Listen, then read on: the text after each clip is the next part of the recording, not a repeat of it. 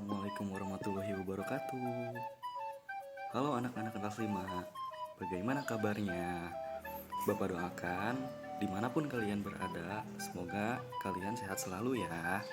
Sebelum kita memulai pelajaran, kita berdoa dulu yuk. Ya, berdoa dimulai.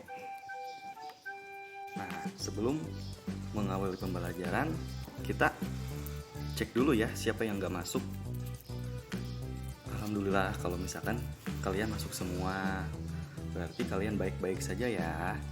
Nah, anak-anak kelas 5 sekalian, hari ini kita akan belajar tentang tema 2, yaitu udara bersih bagi kesehatan.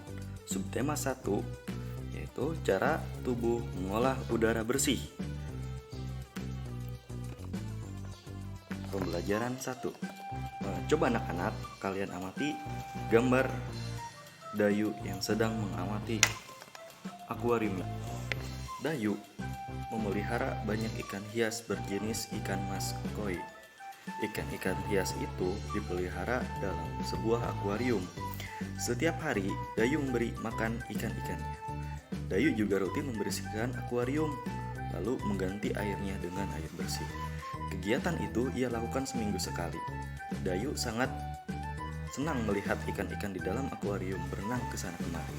Dayu memperhatikan saat mulut ikan-ikan itu terbuka dan menutup, seolah ikan-ikan itu selalu menelan air. Dayu bertanya, apa yang dilakukan ikan-ikan itu? Karena untuk dapat memahami dan mengingat teks isi bacaan, kita buat peta pikiran atau mind map tentang Dayu dan ikan hias. Yuk kita perhatikan pada teks bacaan di sebelah. Nah, coba kita lihat di halaman selanjutnya. Ada kan peta pikirannya? Kalian tulis, nanti setelah tulis kita isi bareng-bareng. Oke? Nah, coba kita perhatikan lagi. Siapa yang memelihara ikan hias? Apa jawabannya? Ya, betul, Dayu. Nah, yang kedua, apa nama jenis ikan hias yang dipelihara? Apa jawabannya? Nah, betul, ikan mas koki. Yang ketiga, di mana ikan hias itu dipelihara? Ya, betul, di akuarium. Nah, selanjutnya, kapan akuarium dibersihkan? Ayo, tadi apa? Apa? Nah, betul, seminggu sekali. Lanjut, apa yang diperhatikan Dayu saat melihat ikan-ikan hiasnya? Coba, Revan, apa? Apa? Mulut ikan-ikan yang terbuka dan menutup. Nah, betul. Yang terakhir, kapan ikan hias itu diberi makan? Apa, Revina? Iya, betul, setiap hari. Anak-anak, kita baru saja mengisi dan memahami peta pikiran dalam sebuah bacaan. Selanjutnya, kita belajar tentang sistem pernafasan pada hewan. Sistem pernapasan pada hewan yang akan kita pelajari yaitu cacing tanah, serangga, ikan, amfibi, reptil, burung, dan mamalia. Nah, coba kita pelajari tentang cacing dulu. Ada yang tahu cacing bernapas menggunakan apa?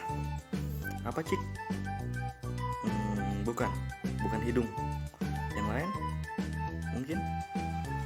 Apa yuk? Iya, betul. Menggunakan kulit. Nah, cacing bernapas melalui permukaan kulit. Kulit cacing selalu basah dan berlendir untuk memudahkan penyerapan oksigen dari udara. Oleh karena itu, cacing menyukai tempat lembab untuk menjaga supaya kulit tubuhnya selalu basah dan berlendir. Di bawah permukaan kulit cacing yang tipis, terdapat pembuluh udara. Saat udara masuk melalui kulit, oksigen diikat oleh darah. Pada darah cacing terkandung hemoglobin sehingga mampu mengikat oksigen. Oksigen yang diikat oleh hemoglobin lalu diedarkan ke seluruh tubuh. Zat sisa pembakaran berupa karbon dioksida dan uap air dikeluarkan dari tubuh juga melarang hewan yang kedua. Apa tadi? Serangga, betul. Nah, ada yang tahu alat pernapasan serangga apa? Apa, Revina? bukan tenggorokan. Yang lain? Apa yuk? Iya betul, trakea. Alat pernapasan serangga berupa trakea, yaitu sistem tabung yang memiliki banyak percabangan di dalam tubuh. Percabangan trakea disebut trakeola. Trakea mengedarkan oksigen langsung ke semua sel tubuh dan organ serta menyerap karbon dioksida dari semua sel tubuh untuk dibuang. Udara memasuki trakea melalui pori-pori kecil di permukaan tubuh yang disebut spirakel. Selanjutnya, udara beredar melalui pembuluh udara kecil. Sel-sel tubuh mengambil oksigen langsung dari pembuluh udara kecil itu. Sekarang hewan selanjutnya. Apa hewan selanjutnya kira-kira? Itu adalah reptil. Apa yang kalian tahu tentang hewan reptil? Ada yang bisa menyebutkan contohnya? Ular. Selain ular, apa lagi? Kadal. Nah, kita simak lagi. Hewan yang termasuk jenis reptil diantaranya adalah ular, kadal, cicak, buaya, dan biawak. Reptil bernapas menggunakan paru-paru. Udara masuk melalui hidung, lalu ke batang tenggorokan, lalu ke paru-paru. Paru-paru reptil terletak di dalam rongga dada dan dilindungi oleh tulang rusuk. Pada reptil yang sering berkubang di air seperti buaya, lubang hidungnya dapat ditutup selama menyelam. Dengan begitu, air tidak akan masuk ke dalam paru-paru. Selanjutnya, ada hewan amfibi. Ada yang tahu hewan amfibi apa? Lihat gambarnya. Itu gambar apa? Gambar katak.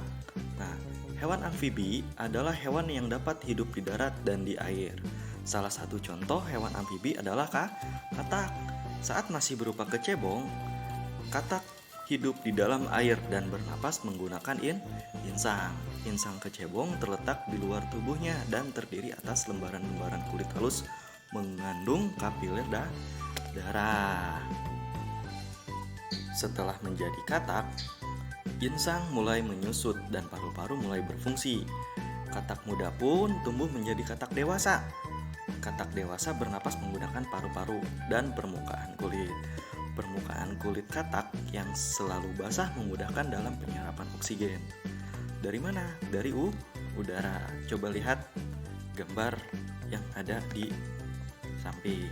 Pada insang juga terdapat pembuluh darah halus. Pembuluh darah itu dapat menyerap oksigen yang terkandung dalam air dan melepaskan karbon dioksida dari darah. Insang juga berfungsi sebagai alat pengeluaran garam-garam dan sebagai penyaring makanan. Proses pernapasan ikan terjadi dengan cara membuka dan menutup mulut bergantian dengan membuka dan menutupnya insang. Proses pernapasan ikan terdiri dari dua tahapan, yaitu inspirasi dan ekspirasi. Inspirasi, mulut ikan membuka dan menutup insang menutup sehingga air masuk ke dalam rongga mulut. Kalau ekspirasi, mulut ikan menutup dan tutup insang membuka sehingga air mengalir keluar dan terjadi pertukaran gas. Nah, kita perhatikan gambar di samping. Di situ ada tahapan-tahapan inspirasi dan ekspirasi pada insang. Kita lanjut ke hewan yang bernama burung. Nah, siapa yang nggak tahu burung? Pasti tahu semua dong. Burung bernapas dengan sepasang paru-paru dan kantong udara. Burung menghirup udara sebanyak-banyaknya saat tidak terbang. Sebaliknya, saat terbang, burung tidak menghirup udara. Udara dihembuskan dari kantong udara ke paru-paru. Nah, kantong udara burung berfungsi sebagai tempat menyimpan udara. Saat tidak terbang, burung menghirup udara sebanyak-banyaknya. Udara yang dihirup itu kemudian disimpan dalam kantong udara. Saat terbang, burung tidak menghirup udara melainkan mengambil dari kantong udara. Yang terakhir, ada jenis hewan mamalia. Apa sih mamalia? Mamalia itu adalah jenis hewan yang menyusui anaknya. Ada dua jenis mamalia, yaitu mamalia darat dan mamalia air. Mamalia darat misalnya kambing, sapi, kerbau, dan kuda. Ada lagi mamalia air, contohnya apa? Paus, duyung, dan lumba-lumba. Mamalia bernapas menggunakan paru-paru. Alat pernapasan mamalia yang di darat terdiri atas hidung, pangkal tenggorokan, batang tenggorokan, dan paru-paru.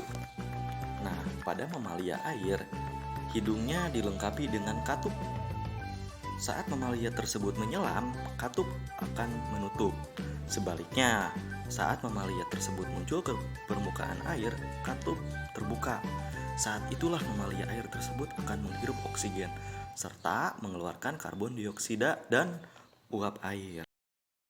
Setelah kalian mengamati materi tentang organ pernapasan pada makhluk hidup, Bapak akan memberi tugas dan membagikan kelompok ya. Nanti Bapak akan membagikan LKPD yang diisi setiap kelompoknya. Tugasnya kalian membuat bagan organ pernapasan pada hewan. Setiap kelompok tugasnya beda-beda. Contoh, misalkan kelompok 1 membuat bagan organ pernapasan pada hewan. Hewannya hewan ikan. Yang kedua pada katak. Paham ya? Nah, kalian membuat tugasnya sesuai apa yang ada di LKPD ya. Bapak akan mengasihkan waktu 30 menit.